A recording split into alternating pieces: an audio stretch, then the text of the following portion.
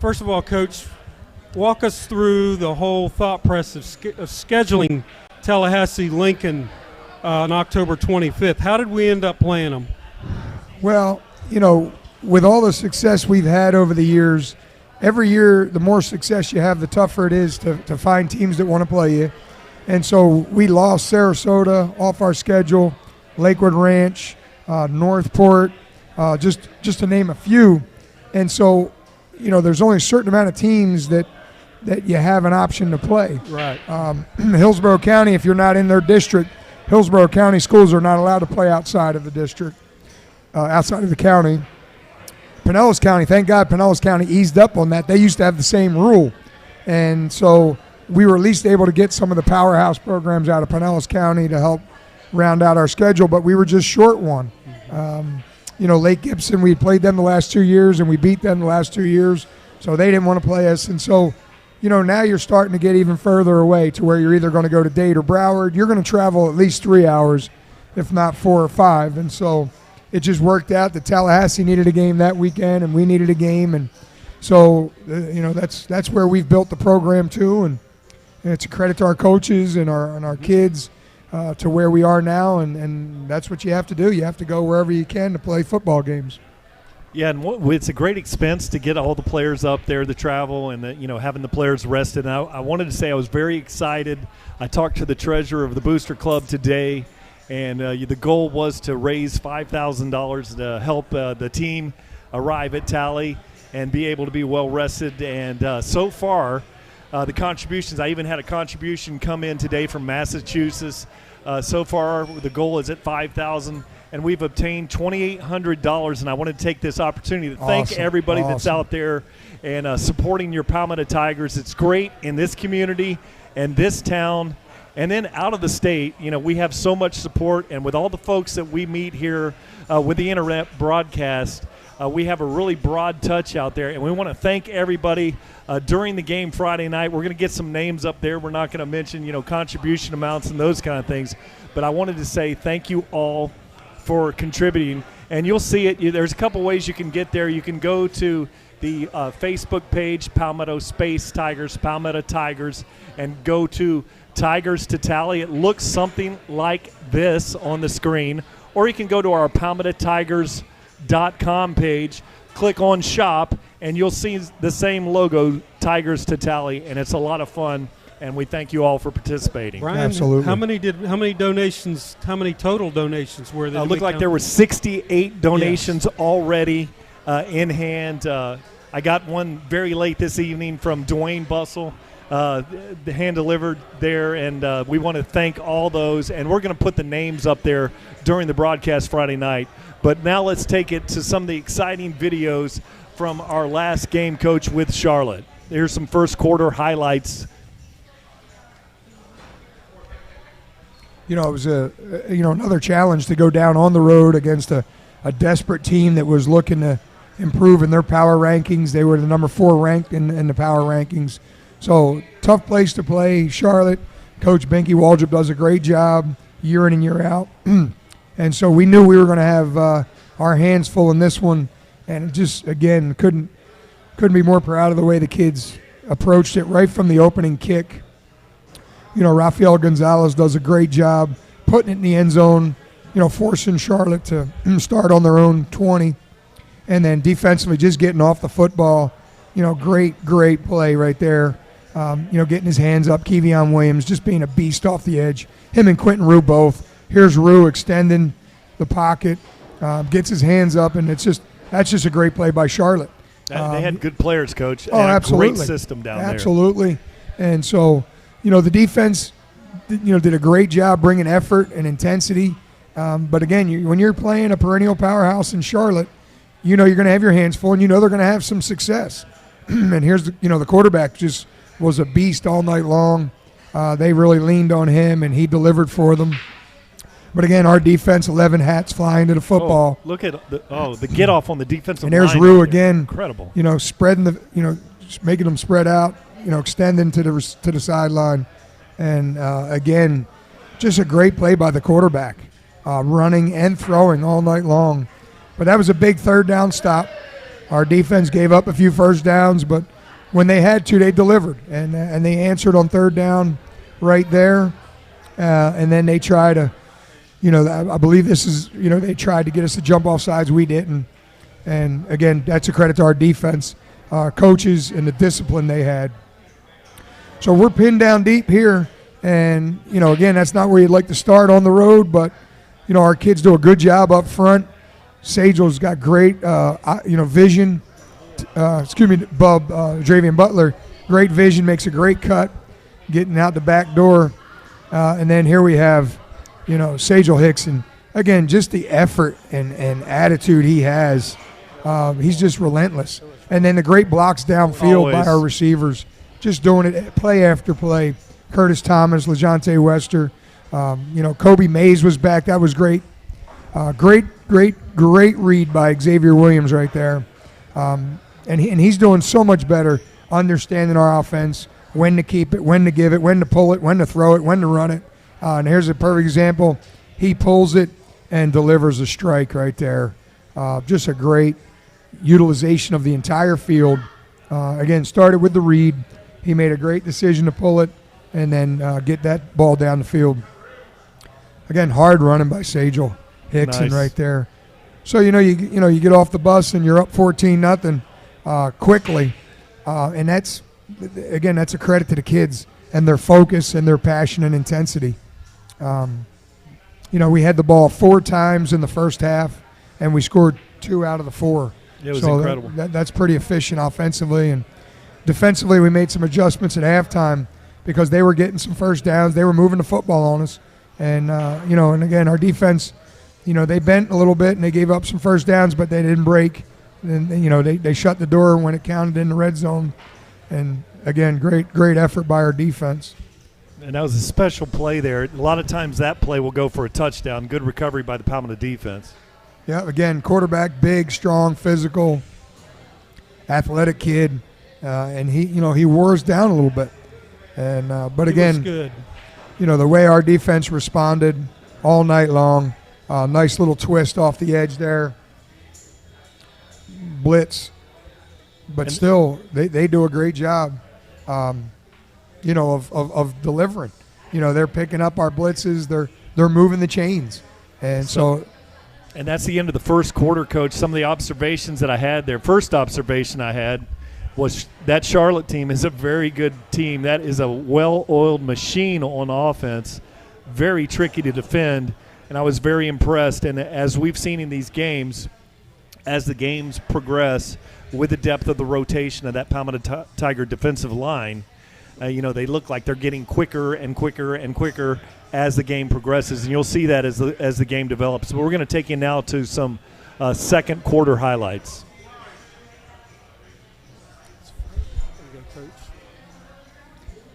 Yeah, again, just, you see the effort right there by Dravian Butler, and I can't say enough how unselfish these kids play and the effort they bring every day, just trying to get better. Sagel Hickson right there, that's just a monster beast run right there.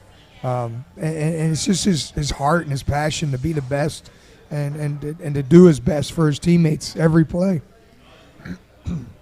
Here's the option coming down here, again, Coach. Good decision. Robert Gavin. Yep. And then when you can bring in another back in Robert Gavin, to have him and a Dravian and a Sagel, that's a 3-headed monster, and it's just so difficult to defend. And then when you try to cheat, you get that over-the-top shot. And, it was great to see Kobe back there, but you could tell he's a little rusty, hadn't played in so long, and he'll get back. He'll get back in the groove. But it was just so great to see him back out there. Great throw there in a very tight window to LeJontay. Yep. And then slip screen, Coach. Nice play. We had the blitz coming and got it right into the blitz. Great call by Coach Ty Stoll, our offense coordinator. Again, you study all week and you see certain situations. They want to bring certain blitzes to the boundary. Coach Ty did a great job schematically right there. And then the execution was outstanding. Look at all the hats on the ball there, Coach. Yeah, and again, it's a team game. And obviously when your offense is scoring, your defense has even more to fight for, and like I said, they had outstanding pursuit all night long, getting hats to the ball.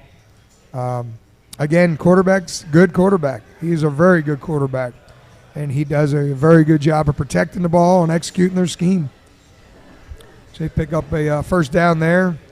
He's rolling to his right again, but the Tigers got the best of them right there. Yeah, and they got may have gotten away with one, but he did have a receiver, had a back number 16 out there, so yes, it was close. Surrounding.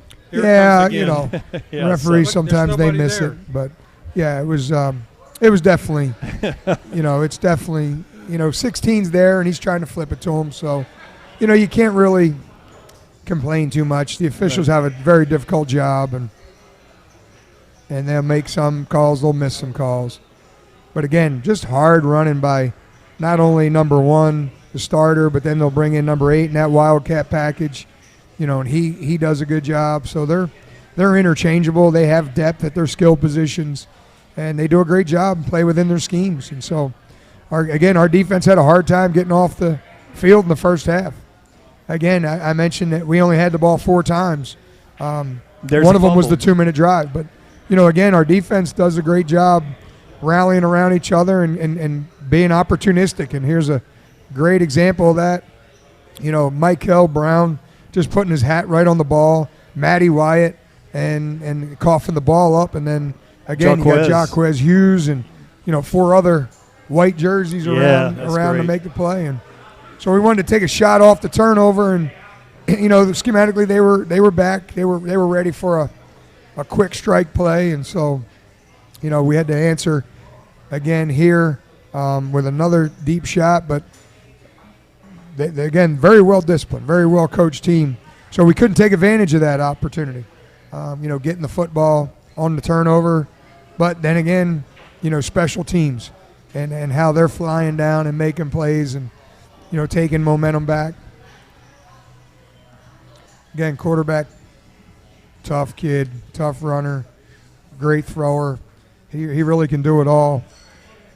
Again, great hands, coach. He's like a middle infielder. The way he's working those exchanges back there is incredible. Mm-hmm. But that Palmetto Tiger defense, you know, absolutely, just getting better and better. And again, up front, you know, with you know, Floyd Dozier and Quentin Rue and you know, Kevion Williams and Miles Ormsby and, you know, all the guys that we rotate in there, they're doing a good job. That front seven's really playing stout, tough against the run. And then on the back end, we've been opportunistic with interceptions and bat down balls, you know, PBUs. And that was a great throw, and the receiver just didn't come up with that one because he would have had 1 foot in bounds there, Coach. Yep. So our defense stands tall, gives LeJonte a chance here. You know, sometimes you try to do too much, and you know, he's just trying to do whatever he can, but got a break there. The ball came out, and he was called down on that one, Coach. Yeah. So we did get a break. And that's what happens when you try to do too much. You know, the ball security sometimes gets compromised, and that's what happened right there. But thank God we had it, and you know, offensively they got pressure on us right there. And again, schematically they did a good job, and so we had to punt. Good coverage and again, down there. Good coverage. Great kick by Rafael Gonzalez. He's getting better and better as a punter every week. And again, that's credit to his work ethic. And Coach Robbie Stevenson does an outstanding job with our punters. And then there's Matty. You know, there's Matty White, just making football plays. He's a great football player. And so that rounded out the half. And like I said, we got the ball back with a 2-minute drive, but really couldn't do anything with it. We just didn't have enough time to get anything going on that drive. And that was it. Really good showing by the offense and a very impressive defense showing with a shutout there at the halftime once again and getting stronger and stronger. Now with the pressure's on, we got some gentlemen to talk to right here, Ken. Yes, sir, Brian. First of all, CT Magic, number 8, Curtis Thomas. Coach Marino has said on more than one occasion how unselfish the wide receivers are, getting down and blocking for each other and blocking for the running backs. My question for you tonight, Curtis, is when did the light bulb come on for you that it's more about the team and overall success than it is about the individual? I figured that out ever since Little League when I play. Like I block so good because I played O-line all my life. Like I was able to play different positions, but I'll do whatever for the team, and we need an O-lineman, so I played O-line just because. Well, then you know what it's all about. Let's roll that first video. What? It is amazing to watch these wide receivers downfield blocking. Any comment on this? We just get into it. That's what the coach us up to do, and we just do it. We like seeing each other eat. There you are down on the 32 as he breaks loose. Now here we go. Butler's leading the way. And this happens all the time, and that's why the offense is so successful. So, we a lot of people don't realize what it takes 11 on 11 to make a successful play happen. We see it a lot. But let's talk about the TD pass you caught Friday night. Was the play set up earlier? Because it looked like it was kind of deliberate. It was a little short one that you caught in the end zone. Let's roll the video and let you comment about this.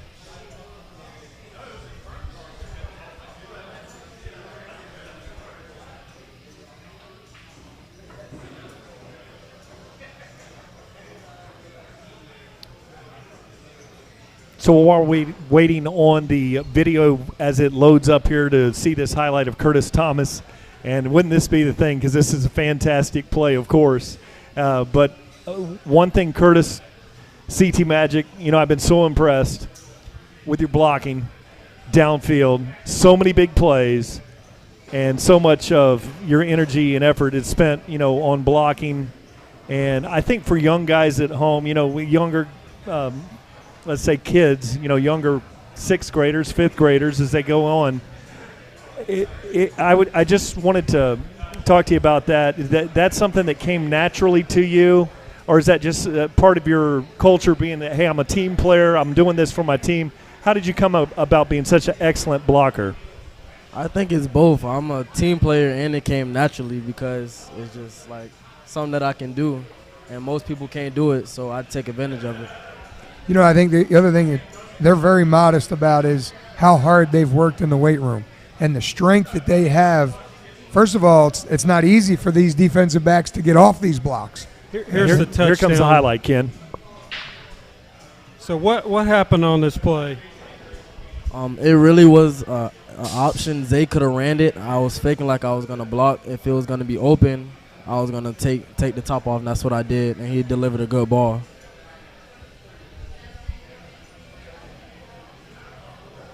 Okay, very good. I just getting ahead, back to that point. Not only Curtis but LeJontay and Kobe and Bub, they've worked so hard and they've gotten so much stronger, and that's the reason why very rarely do you see them get tackled by the first person that tries to tackle them, and that's also a credit, or a benefit that works out in the blocking of defensive backs. Defensive backs have a hard time getting off them. They're strong. Yeah. Their upper body strength, their lower body strength is enabling them to really just dominate defensive backs and be able to block people and manhandle people, if you will. So, again, but that's the credit to their hard work in the weight room. And a lot of times, skilled players especially they don't see it. They don't understand the benefit. And these guys understood it, and they've embraced it, and they've really worked hard at it in the weight room. Yeah, it's very obvious that they have embraced it. Let's move to junior defensive lineman Floyd Dozier, who's been the anchor of the defensive line the past two seasons. Picking off a pass is for linebackers and defensive backs, yet you got one the other night. Was it the call that you were on or something you saw on film, or just putting your hands up like you've been coached properly that helped you make that play? Walk us through it as it shows up here on the screen. It was more of a reaction because they had a wing to the outside, and I already knew I was getting a reach block. So I stepped to the outside, and as soon as I got off the block, I just seen the ball and reacted to it. and it just went from there. And obviously you can see that I fumbled the ball. Yeah, that wasn't part of the plan. I was trying to score. That's incredible athleticism right there. Most D linemen can get their hands up as their coach to do and tip a ball or bat a ball down, but to actually grab it right out of midair. And again, you're talking about a quarterback that can throw with some velocity and put zip on the ball. That is not it's not an easy play to make, and he made it look easy, but it's very difficult. And again, couldn't be more happy for Floyd. That's a lineman's dream to get that opportunity, and he's worked so hard. It was great to see him have that opportunity. Yeah, I had some fun with that because I went to the Florida-Auburn game, number 5 on the defensive line for Auburn in the Florida game. He sacked the quarterback, got a ball, and he was clear. It was on the 15-yard line, got to the opposing 30, and he got tripped up over the chalk line. So you didn't look that bad. And let me tell you this, that dude is going to be playing on Sunday, so it's all right. You don't expect the defensive lineman to be even make a play like you did. To be able to get those hands up there and have that cat-like reflexes is unique. So it's pretty cool to have here at Palmetto High School. Now, this next play that we're going to run with Floyd, I look at him as a disruptor, being the central part of the defensive line, our anchor.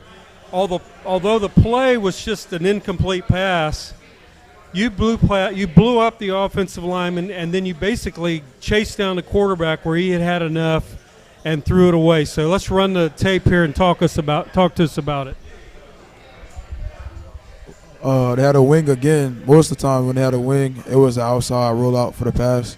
So I stepped outside, and I armed over the guard, and then the quarterback seen me. I was going to sack him, but he kept going back. So I knew he was going to throw an incomplete pass off it because he couldn't throw off his back foot.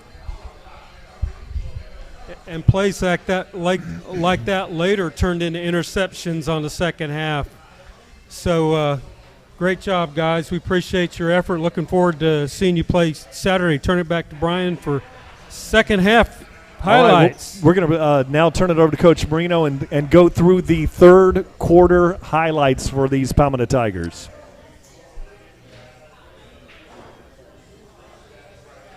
Again, great read. Starts with our quarterback, Xavier Williams, whether he should keep it or give it. And, when the defense is sitting on him, and he makes that, it opens up run lanes.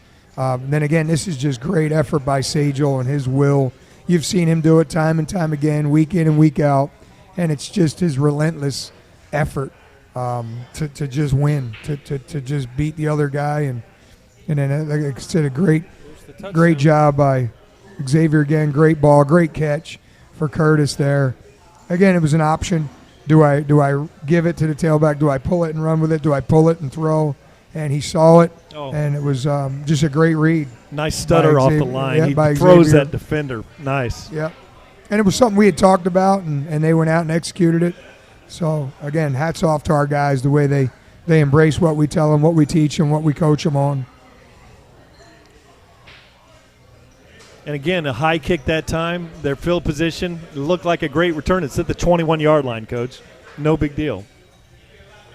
So now they come out of that, and there's that quarterback on the keeper again. Very effective. Yeah, no, he does a great job executing their scheme. And, our defense did a great job corralling them. Did we shut them down? Absolutely not. But at least we corralled them to where we could keep them out of the end zone and force them to have to make long drives and finish their drives, and they weren't able to finish them.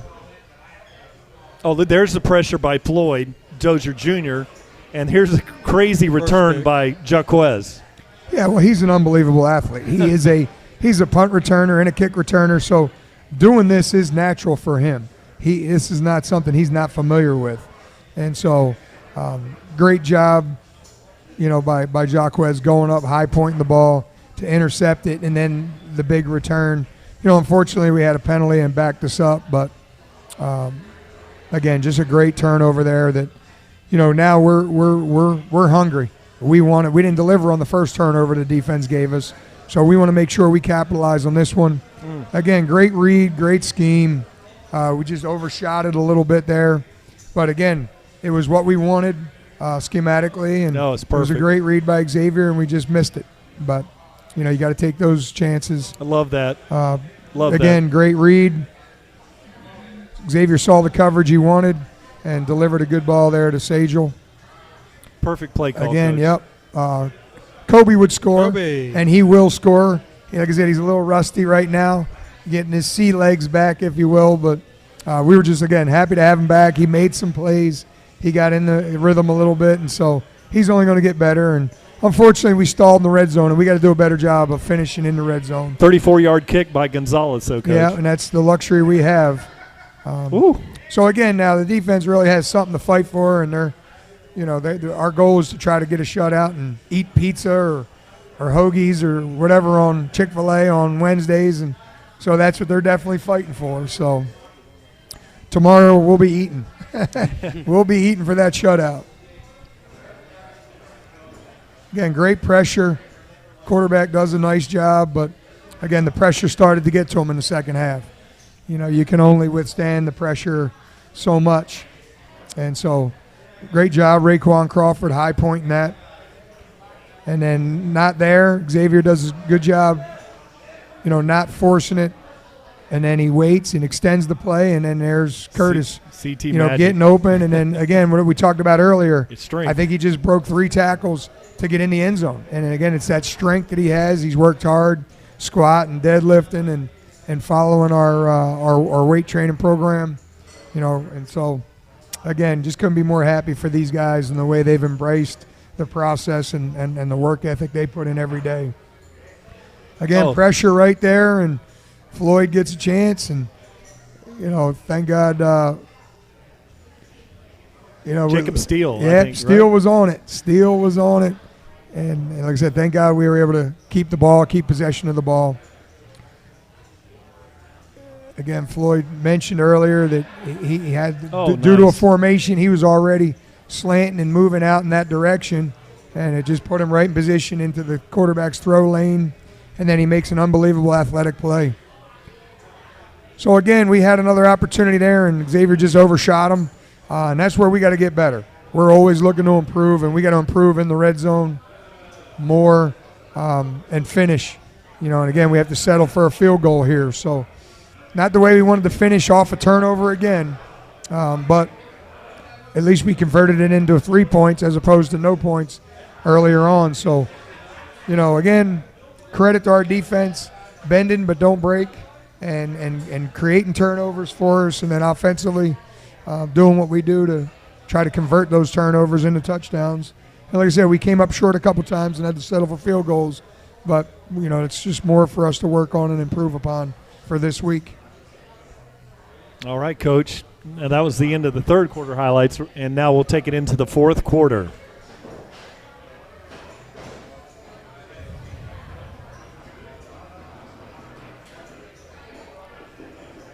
Good pursuit there. Unfortunately, not very good tackling, and so we have to do a better job of that. We're starting to rotate some guys in at this point, being up 34-0, and giving ourselves a chance to evaluate some of the younger players. And they, like I said, they got to learn. They got to get better if we're going to be able to, plug those guys in. That was a really good look at 4 defensive linemen and the domination they had on that last. And there again, look at all the hats flying to the ball, Coach. I'd love to see that. Now. It was a great job. Jordan Renault finishing that play. His motor keeps going. Started off with pressure coming off the edge. Kevion Williams does a great job. Little swim move, ruse there, and there's Jordan Renault to clean it up. Outstanding defensive lineman, freshman. He's going to have an extremely bright future. Again, that pressure starting to get to the quarterback where he was able to avoid the rush in the first half and deliver balls. He's having a hard time doing that now. Now here's that punt return, Coach. Yeah, and again, it was unfortunate for LeJontay. This got called back. The hold was right there, they said, on 47. Yes. It's just a great block. I thought so, too. It's just a great block. And, and then the kid takes a punch at us, and, no penalty there called. Saw that, too. But that is what it is. Again, referees have a very difficult job, and, they're gonna miss some, and, you just got to deal with it. Never will be in Manatee County. a player that has had so many return yards called back than LaJonte Wester. Yeah. I'll tell you that much. So it's good opportunity. Again, we're up for some of our younger guys. Josh Siplin's going to be an outstanding quarterback for us, and he's coming off a hip injury, and he's starting to feel better, and you can see it right here. He's running strong. You know, he's breaking, I don't even know how many, 5 tackles, I think. I was shocked by this coach. And like I said, the future's really bright for him, and so we're excited about him and his development and, you know, where he's going to continue to progress throughout this season into next year. It's a great read by him to pitch it. You'll see another time he keeps it, and so he's doing a good job understanding our offense. There's Braden Nickel doing his great job with his long snap. Look at Braden Nickel down the field there, Coach. Yeah, that's just, Johnny on the spot. you know, when you get that out of a long snapper, that's a bonus. You know, long snapper's job is to snap and make sure that the punter has a nice, good ball to kick. He does that and more. He goes down, he's first one down, and he makes tackles. So, you know, again, that's just another area of our football team that we're very blessed to be very solid and to be very good in that area. It makes it easier for us calling the game. We know it's going to be Braden or it's going to be Jalen Wester. You know, before all the punts in the air, we know that those guys are going to make a play, Coach. Well, and that's what we challenge the guys today, that, hey, it's time. You JV guys, your freshman guys, your season's over. Now it's time to come up and show that you can play varsity football. And you know, right now we have the luxury of at least 4 to 5 weeks for the first round of the playoffs for them to get better.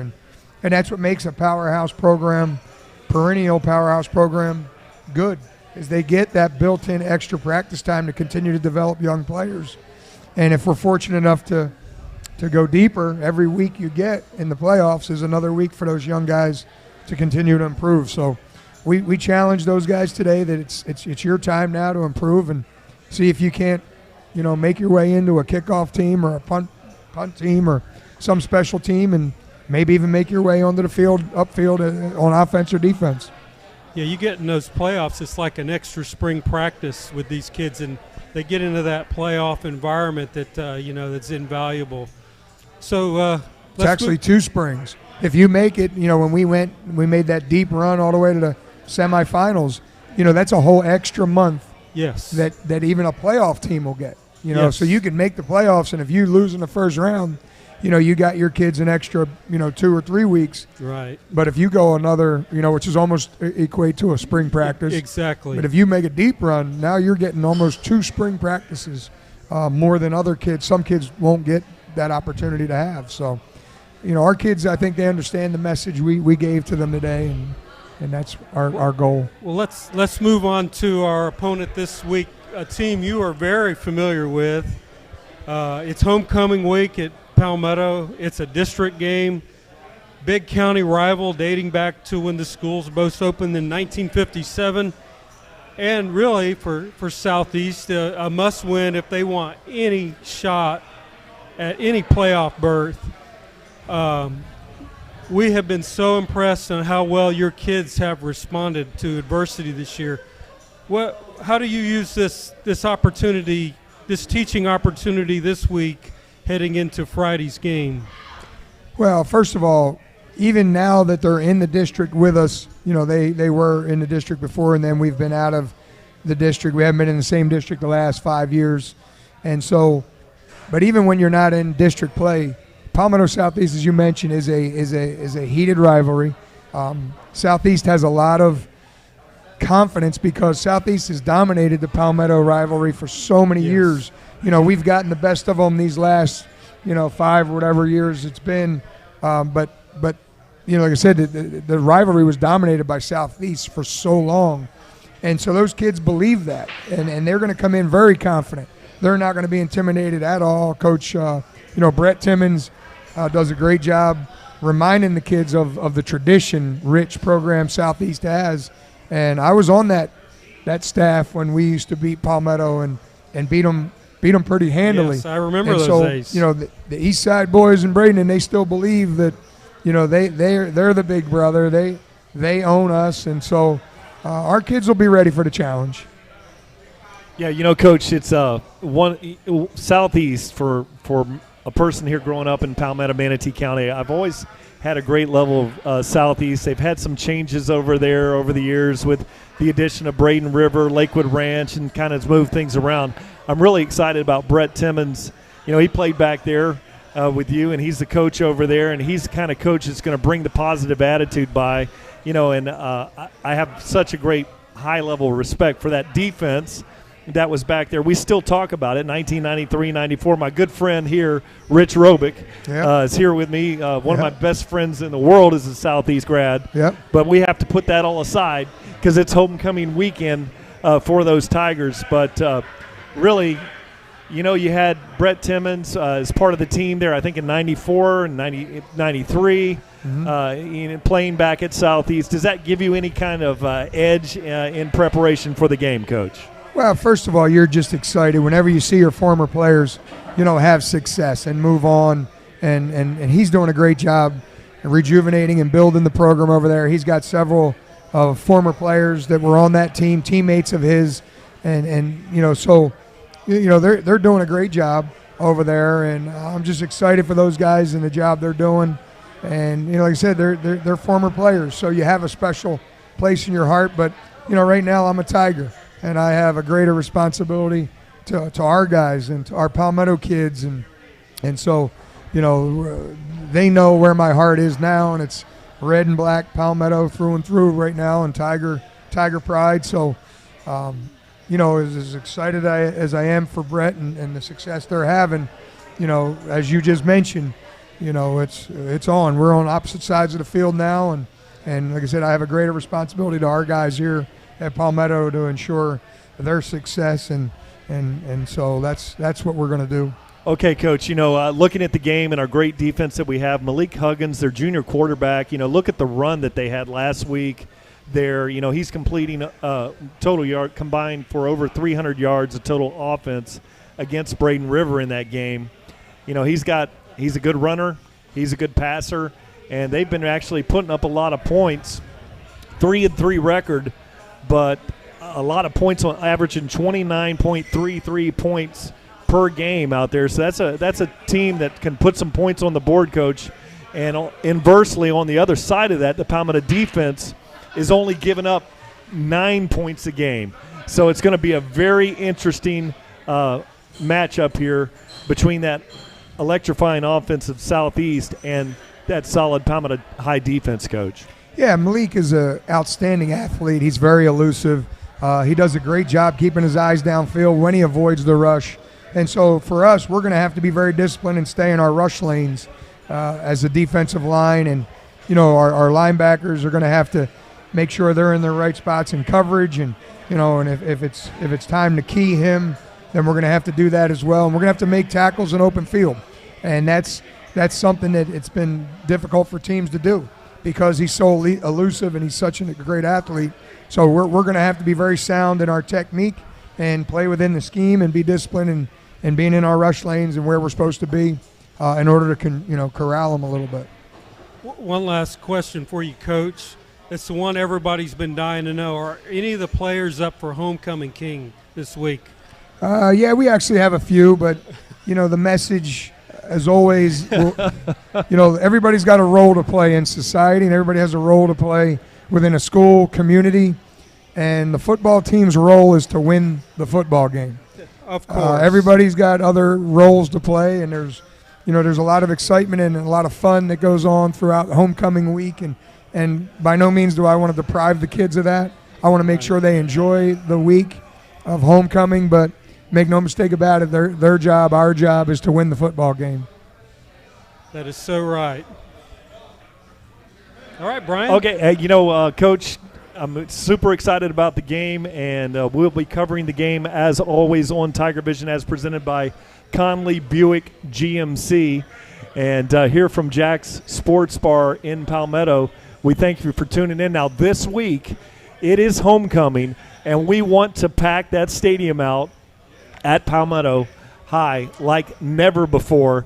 Let's all get there, Tigers, and let's get the jungle rocking at Harley. Let's have some bodies in those seats, and let's rock that jungle, Coach. And when it comes to this community, this town, we love those Palmetto Tigers, and it's all about one town, One team. Absolutely.